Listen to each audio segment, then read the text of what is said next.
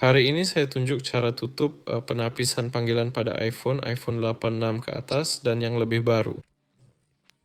Masuk ke tetapan, di sini kita perlu tatal ke bawah, aplikasi, di sini tatal ke bawah, telepon, ya, dan jadi di sini error kita masuk.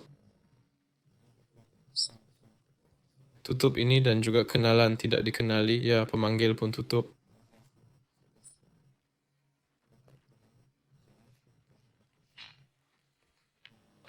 Lepas tu Anda mungkin ada tetapan berasingan untuk ini, jadi ia akan dipanggil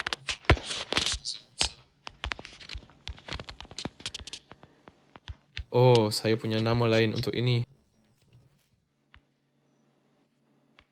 Ia akan dipanggil macam penapisan panggilan. Itu je. Macam itulah dia akan tulis lebih kurang. Jumpa lagi semua.